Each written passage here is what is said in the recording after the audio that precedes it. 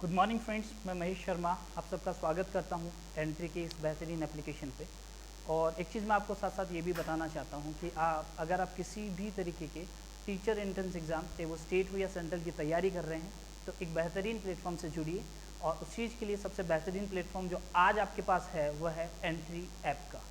इसके थ्रू आप किसी भी, चाहे हम बात करें स्टेट की बात करें या फिर हम बात कर सकते हैं आपके सेंट्रल जो भी एंट्रेंस एग्जामिनेशन होते हैं टीचर्स की, उनकी तैयारी कर सकते हैं। तो अगर आपका मानस एक अच्छा टीचर बनने का है और आज इस कोविड के समय अगर आप घर बैठ के तैयारी करना चाहते हैं तो एक बेहतरीन सक्षम टीम से जुड़ना चाहते हैं तो आज ही प्ले स्टोर पर जाइए और एंट्री लर्निंग ऐप को अपने मोबाइल में इंस्टॉल कीजिए। इसमें आप तैयारी कर सकते हैं एमपी गवर्नमेंट की, डीएसएसबी की या यूपी गवर्नमेंट की, और जो भी मैं ये कहूँ तो स्टेट और सेंट्रल गवर्नमेंट जो भी टीचर्स के एंट्री एग्जामिनेशंस होती है उनको आप इजीली क्रैक कर सकते हैं हमारे साथ जुड़कर।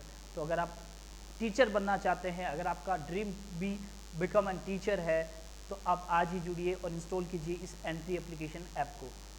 आज का हमारा जो सेशन रहेगा उसमें हम लोग बात करेंगे सिलेबस ऑफ इंग्लिश। सबसे पहले मैं आपको ये बताना चाहता हूँ सीटेट 2021 जो होने वाली है उसका भी डेट तो अभी प्री अनाउंस नहीं है, लेकिन हम बात करें अगर सिलेबस की तो सबसे पहली चीज़ हम क्लियर करके चलते हैं कि ये जो पेपर होगा वो होगा 2 और 30 मिनट, 2.5 घंटे का पेपर होगा। 150 मार्क्स का होगा, जिसमें से क्वालिफाइड मार्क्स की अगर बात की जाए तो वो रहेंगे 90 मार्क्स। नेगेटिव मार्किंग बिल्कुल भी नहीं है। मैं महेश कुमार शर्मा आपको इस लर्निंग ऐप में इंग्लिश के सिलेबस पर डिस्कस करना चाहता हूँ सबसे पहले, और एक बेहतरीन कॉन्सेप्ट को हम लोग समझने वाले हैं। सबसे पहले बात करते हैं पेपर होगा कैसे, किस पैटर्न का पेपर आता है, किस टाइप के क्वेश्चन आते हैं, क्योंकि जो लोग पहली बार अटेम्प्ट करने जा रहे हैं उनके माइंड में सबसे पहले क्लियर होना चाहिए हमारी स्ट्रेटजी जो रहेगी कि हम किस तरीके से प्रिपेयर करें, उसके ऊपर बात करेंगे। तो आज हम सबसे पहले बात करने वाले हैं सिलेबस ऑफ इंग्लिश के ऊपर कि इंग्लिश का सिलेबस जो है वो क्या आता है। देखिए, आप कोई भी कंपटीशन फेस कर रहे हैं, सबसे पहले बात की जाए इंग्लिश की, तो इंग्लिश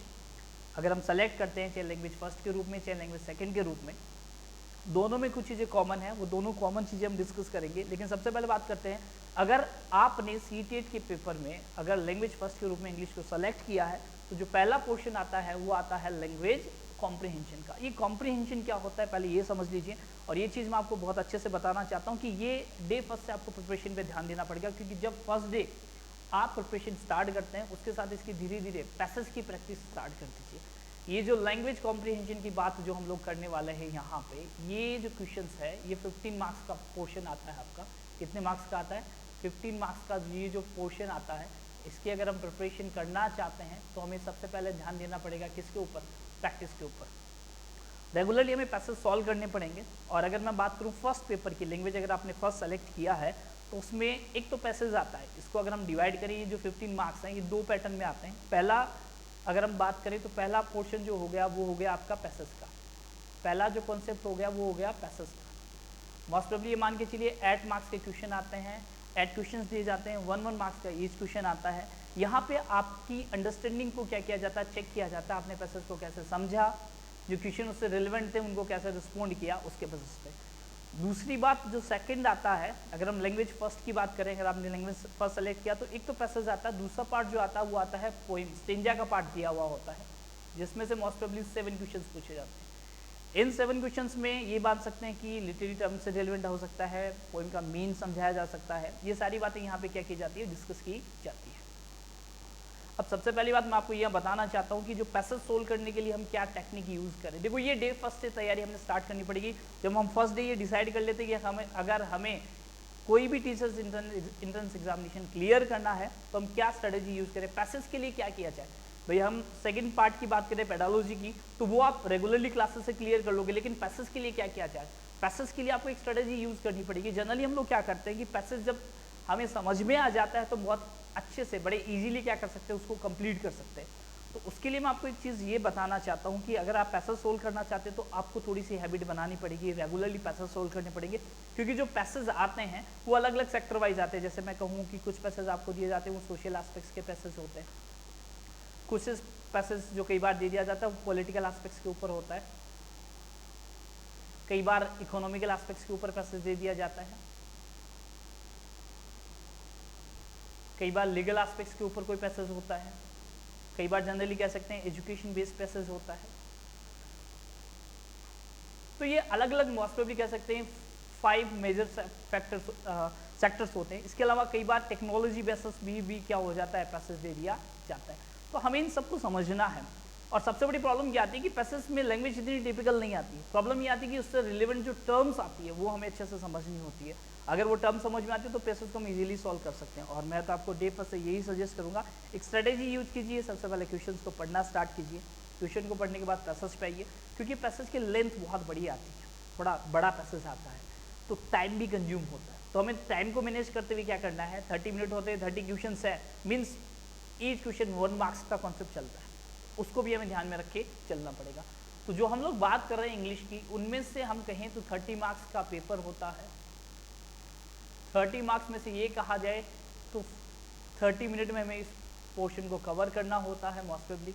और उनमें से 15 मार्क्स जो होते हैं वो आपके किसके होते हैं, इस कॉम्प्रिहेंशन के पार्ट में होते हैं। लेकिन लैंग्वेज फर्स्ट में अगर आप सेलेक्ट करते हैं तो आपके पास पैसेज और पोइम दोनों पार्ट होते हैं। जनरली ये कहा जाए तो पोइम एक छोटा पोर्शन होता है, ये टाइम सेव करती है, लेकिन थोड़ा अंडरस्टैंडिंग का जो कॉन्सेप्ट है ये थोड़ा टफ पड़ जाता है।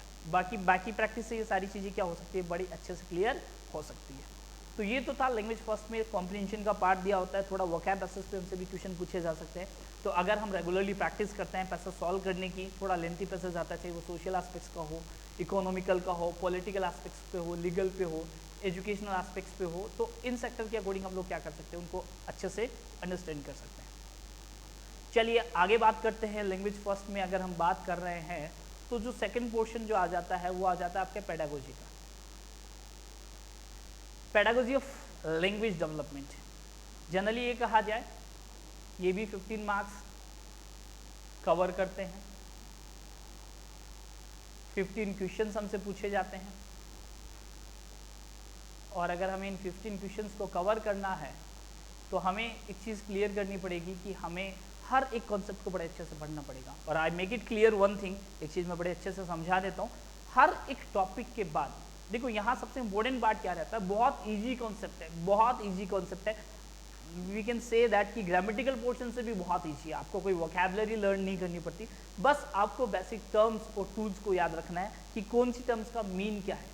बहुत ईजी गोइंग है। और फॉर ए टीचर आप जिस लेवल पे अगर आप आज है, थोड़ा सा अगर आप कॉन्सेप्ट को समझ लेते हैं, आप उस टूल को समझ पाते हैं, आप उस टर्म को समझ पाते हैं, तो बड़ी इजीली कर लेते हैं। क्योंकि क्वेश्चन जो आते हैं इसके, जब हम लोग क्वेश्चन पे बात करेंगे तो इसके जो क्वेश्चंस आते हैं वो क्वेश्चन ये नहीं आता कि आपसे कोई फैक्ट एंड फिगर पूछ लिए। यहाँ सिचुएशन बेसिस पे क्वेश्चन आते हैं। एक कॉन्सेप्ट दे दिया जाता है, स्टेटमेंट दे रखा है, उस सिचुएशन में कौन सा टूल अप्लाई करेंगे, कौन सा मेथड आप यूज करेंगे, तो बहुत ईजी गोइंग है। प्रैक्टिकल अप्रोच के क्वेश्चन आते हैं, बस आपको उस टूल को, उस मेथड को क्या कहा जाता है ये समझना बहुत ज़रूरी होता है। तो चलिए स्टार्ट करते हैं। लैंग्वेज फर्स्ट की बात कर रहे हैं, अगर आप लैंग्वेज फर्स्ट के रूप में इंग्लिश को सेलेक्ट कर रहे हैं तो 15 मार्क्स का जो पैसेज और पोइम का पार्ट होता है 8 and 7 में हम उसको डिवाइड करके चलते हैं। दूसरा जो पार्ट है वो आता है पेडागोजी का, पेडागोजी ऑफ लैंग्वेज डेवलपमेंट की अगर हम बात करते हैं। और मैं आपको एक चीज़ और बता देता हूँ, इसके अलावा अगर आप हिंदी भी सेलेक्ट करते हैं तो मोस्ट प्रोबेबली यही पोर्शन साथ साथ आता है। तो अगर आप एक जगह बड़े अच्छे से समझ लेते हैं इस पोर्शन को तो आपके लिए बड़ा आसान काम हो जाता है। वो छोटा सा सिलेबस है, लेंथी सिलेबस नहीं है। हम मैक्सिमम क्वेश्चंस पे, मैं कह रहा हूँ कि 1000 ऑफ क्वेश्चंस पे हम प्रैक्टिस करेंगे तो इतने अच्छे से इस कॉन्सेप्ट को समझ पाएंगे। और कोशिश रहेगी कि ईच एंड एवरी स्टूडेंट जो इस प्लेटफॉर्म पे हमारे साथ जुड़ा हुआ है आराम से 30 to 40 मार्क्स इजीली कवर कर सकता है। बहुत ईजी गोइंग कॉन्सेप्ट होता है। अब इसमें देखिए पेडागोजी में कौन कौन से टॉपिक ये लोग कवर करते हैं। सबसे पहला जो कॉन्सेप्ट दे रखा है वो दे रखा लर्निंग एंड एक्विजिशन। लर्निंग का मेथड क्या होता है, एक्विजिशन क्या होती है, इनमें डिफरेंशिएट बेसिस पे कुछ थ्योरी दे रखी है। लर्निंग और एक्विजिशन में हम डिफरेंशिएट कैसे करते हैं, मोस्ट प्रोबेबली कहा जाए तो एक क्वेश्चन इसमें से जो मोस्ट प्रोबेबली 100% मिल जाता है। दूसरा पैटर्न अगर हम बात करें प्रिंसिपल ऑफ लैंग्वेज टीचिंग की बेसिक प्रिंसिपल्स क्या है, वो कौन से सिद्धांत है जिसपे भाषा कौशल सिखाया जाता है, भाषा कौशल डेवलप किया जाता है, उसके ऊपर दूसरा कॉन्सेप्ट आता है जिसको हम कह सकते हैं प्रिंसिपल ऑफ लैंग्वेज टीचिंग के बारे में। इसमें से मोस्ट प्रोबेबली 1 and 2 क्वेश्चंस बहुत बार क्या हो जाते हैं, जनरेट हो जाते हैं।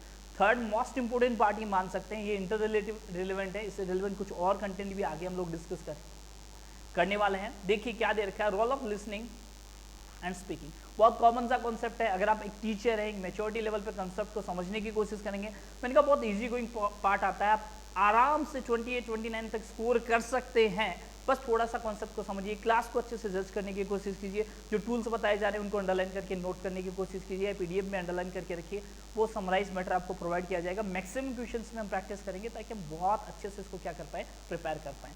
अब role of listening and speaking, listening और स्पीकिंग के कॉन्सेप्ट के बारे में, इसका रोल क्या है टीचिंग में, हम भी जानते हैं कि बहुत बड़ा रोल है।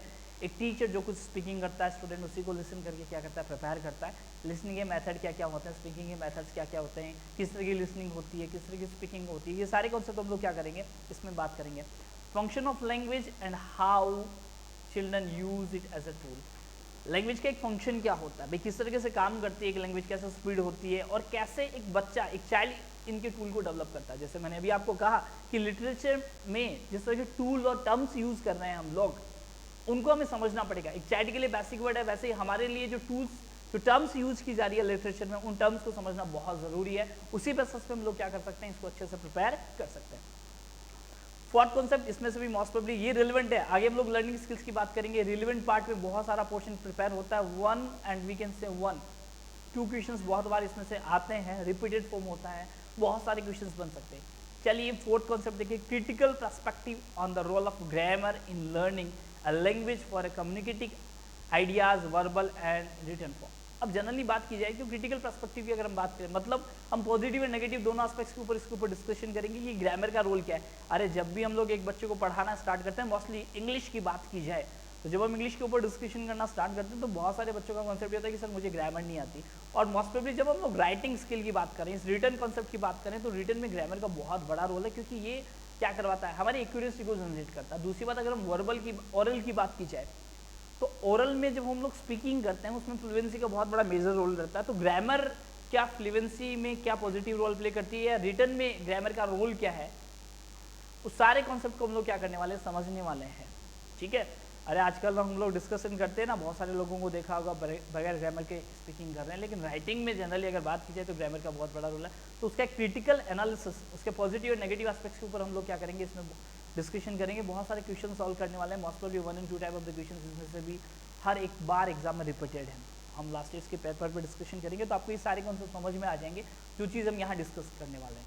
आगे देखिए, नेक्स्ट देयर का challenges of teaching language in a diverse classrooms, language difficulties, errors and disorders. ये बहुत ही प्रैक्टिकल अप्रोच का क्वेश्चन है, इसमें से बहुत सारे क्वेश्चंस पूछे जाते हैं, सिचुएशन बेसिस क्वेश्चन आते हैं। आप एक रूरल एरिया के स्टूडेंट्स को पढ़ा रहे हैं या एक प्राइमरी सेक्शन के बच्चे को पढ़ा रहे हैं, किस तरह की लैंग्वेज उसके लिए यूज की जाएगी, किस तरह का मेथड उसको टीचिंग के लिए यूज किया जाएगा, क्या एरर्स एक टीचर जनरली करता है, क्या डिसऑर्डर्स फेस किए जाते हैं, इसके ऊपर एक डिस्कशन होगा। डाइवर्स क्लासरूम का मतलब है different type of the classroom we are seen, अलग अलग लेवल के स्टूडेंट होते हैं, अलग अलग मेंटालिटी के स्टूडेंट्स होते हैं, उनके साथ कैसे डील की जाए, उनको किस तरीके से प्रिपेयर किया जाए कि एक बेटर आउटपुट लिया जा सकता है। तो नेक्स्ट कॉन्सेप्ट जो आता है वो चैलेंजेस क्या है एक टीचर के सामने टीचिंग करते हुए, जब वो एक डाइवर्स क्लासरूम के अंदर क्या कर रहा है, टीचर्स स्टूडेंट्स के साथ डील कर रहा है। तो एक प्रैक्टिकल अप्रोच का क्वेश्चन है, इसमें से भी जो क्वेश्चंस आपसे पूछे जाते हैं वो सारे के सारे सिचुएशन बेसिस पे पूछे जाते हैं, fill in the blanks question पूछा जाता है और आपसे पूछा जाता है कि यहाँ पे आप किस तरह का प्रॉब्लम फेस करते हैं, या यहाँ जो टीचर है वो किस तरह की प्रॉब्लम फेस करने वाला है। नेक्स्ट देखिए, बहुत इंपॉर्टेंट पार्ट है, बेसिक पार्ट दे रखा है और बहुत कॉमन से कॉन्सेप्ट के ऊपर हम लोग यहाँ बात करेंगे। हमारा जो पहला सेशन इसी बेसिक टूल से स्टार्ट होगा वो है लैंग्वेज स्किल के ऊपर हम लोग बात करने वाले हैं कि ये जो लैंग्वेज स्किल है ये क्या कहती है। देखो लैंग्वेज स्किल मोस्ट प्रोबेबली किसके ऊपर डिस्कशन करती है, जनरली हम लोग इसको एक सीक्वेंस कहते हैं जिसको कहा जाता है आल। एल मतलब हो गया लर्निंग, एस स्पीकिंग से रिलेवेंट की बात करता है, इसके बाद आ जाती है reading and writing, LSRW means listening, speaking, reading and writing. ये एक बेसिक फंडामेंटल कहलाता है आपके लैंग्वेज स्किल का। आपने देखा होगा पीछे जो हमने डिस्कशन किया वो भी उसके ऊपर बेस्ड था और बहुत सारे मोस्ट प्रोबेबली कह सकते हैं 9 to 10 चैप्टर्स है हमारी पेडागोजी के अंदर और ये बहुत इजीली डिपेंडेंट और मोस्टली जो मेजर पार्ट है 3 to 4 यूनिट्स इसी के अकॉर्डिंग चलता है। हम लोग बात करेंगे कि लैंग्वेज के पैटर्न्स क्या होते हैं या रीडिंग के पैटर्न कौन कौन से होते हैं, किस तरह की रीडिंग की जाती है, उसके ऊपर हम लोग डिस्कशन करेंगे। साथ साथ हम लोग ये भी बात करेंगे कि इनको किस किस नाम से जाना जाता है, एक्टिव कौन सा होता है, पैसिव कौन सा होता है, रिसेप्टिव स्किल्स किसको कहा जाता है, एक्सप्रेसिव कौन सी को कहा जाता है। देखो इनमें एक प्राइमरी फॉर्म ऑफ कॉन्सेप्ट होता है, जैसे we can say listening and reading ये प्राइमरी का पार्ट कहलाता है। जनरली हम बात करें स्पीकिंग और राइटिंग, ये जनरली हम कह सकते हैं कि एक्टिव का पार्ट माना जाता है। तो ये सारी की सारी चीज़ें हम लोग फर्दर इन यूनिट्स में क्या करने वाले हैं, डिस्कस करने वाले। बहुत इजी गोइंग है, सिचुएशन बेसिस पे बहुत सारे क्वेश्चन हम लोग डिस्कस करेंगे तो इनको इजीली सॉल्व कर लेंगे। नेक्स्ट देखिए, evaluating language comprehension, and proficiency speaking, listening, reading and writing. मैंने कहा इस लैंग्वेज स्किल पे बेस पे 3 to 4 यूनिट्स हम लोग इसमें क्या करने वाले हैं, कवर करने वाले हैं। बहुत सारी चीज़ें हम लोग इसी के पार्ट में समझेंगे कि स्पीकिंग के मेथड्स क्या क्या होते हैं, फोनेटिक्स के बारे में बात करेंगे, सेमेंटिक के बारे में बात करेंगे, ग्राफिक के ऊपर डिस्कशन करने वाले हैं। ये सारी की सारी बातें हम लोग क्या करने वाले हैं इस यूनिट में और भी डिस्कस करेंगे। चलिए आगे बात करते हैं teaching learning materials, means as a teacher आप क्या किस तरह के लर्निंग मटेरियल्स यूज़ करते हैं। जैसे कि मेजरली आपने देखा होगा टेक्स्ट बुक, मल्टीमीडिया के कॉन्सेप्ट जो आज के सिनारियो हम लोग देख रहे हैं, और एडिशनल मटेरियल्स की अगर हम बात करें तो क्या क्या यूज़ कर सकते हैं। Multilingual resources of the classroom.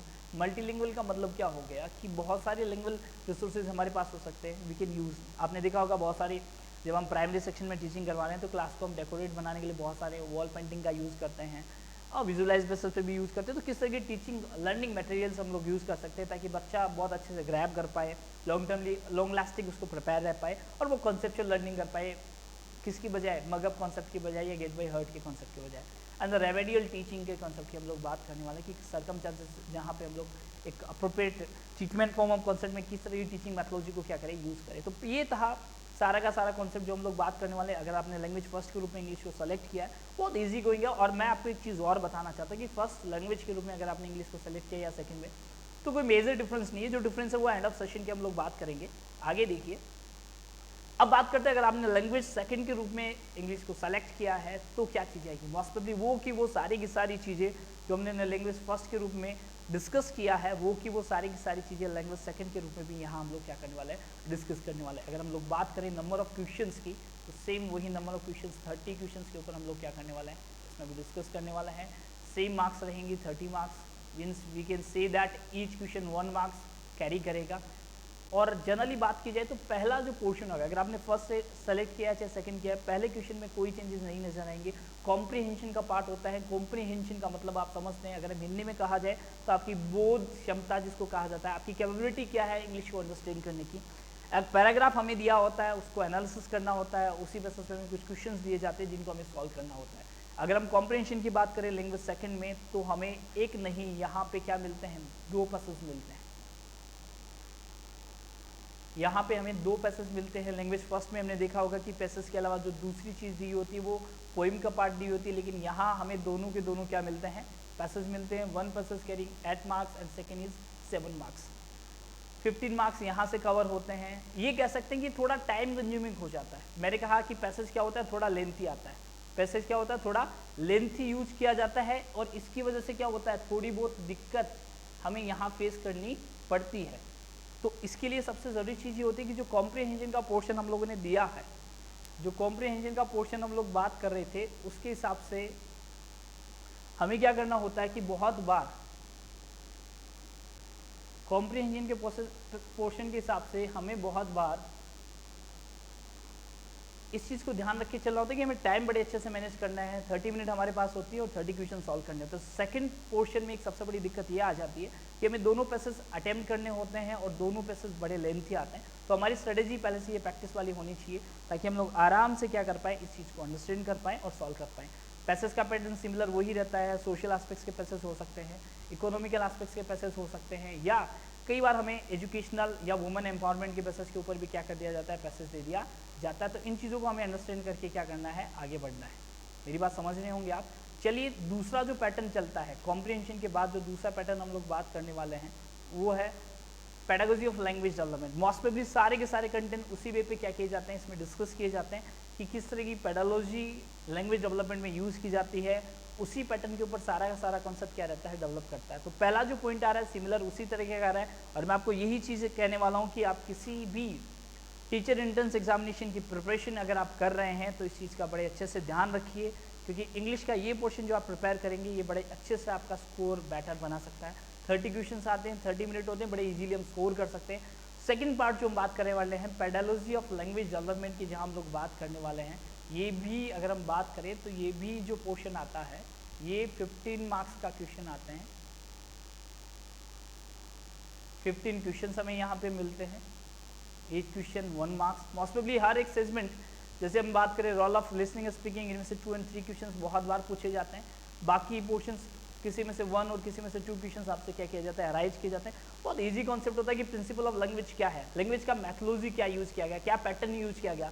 कुछ लोगों ने ट्रांसलेशन मेथड को यूज़ किया, किसी ने ग्रैबर मेथड को यूज़ किया, किसी ने सिचुएशनल लर्निंग को फोकस करके यूज़ किया। तो ये सारी की सारी बात क्या की जाती है, उसी कॉन्सेप्ट के अकॉर्डिंग इसमें बात की जाती है।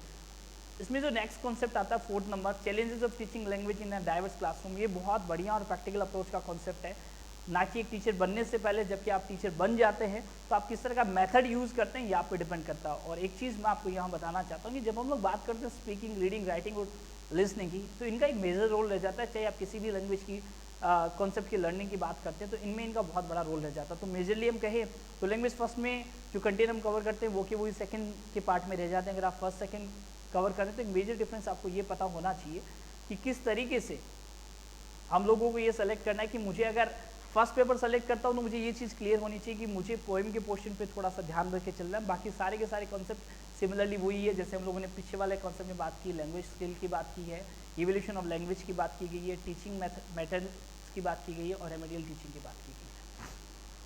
तो ये तो थी सारी की सारी बातें कि किस तरह का सिलेबस रहता है। और मैंने कहा कि बहुत लेंथी सिलेबस नहीं है, within we can say just अगर हम लोग पेडागोजी की बात की जाए तो पेडागोजी में हम बहुत ज़्यादा टाइम नहीं लेंगे, सबसे ज़्यादा टाइम देंगे एक्सरसाइज कॉन्सेप्ट के ऊपर। और अगर हम पेडागोजी की बात करने वाले हैं जहाँ तक, तो अगर हम पेडागोजी में मोस्ट ऑफ ये कह सकते हैं कि 15 to 20 सेशंस में ये पूरा का पूरा कॉन्सेप्ट हम लोग समझ लेंगे। उसके बाद हम लोग अलग अलग टाइप के पैसेज के ऊपर भी डिस्कशन करेंगे। और पैसेज के अलावा अगर हम बात करें तो हम लोग बात करेंगे किसके ऊपर, सबसे बड़ी बात पेडागोजी से रिलेवेंट बहुत सारे क्वेश्चंस बात करेंगे। लास्ट ईयर किस तरह के क्वेश्चंस पूछे गए, सिचुएशन बेसिस पे किस तरह के क्वेश्चन आते हैं। तो अब एक चीज़ हमें यहाँ ये समझनी है कि अगर आप लैंग्वेज फर्स्ट सेलेक्ट करते हैं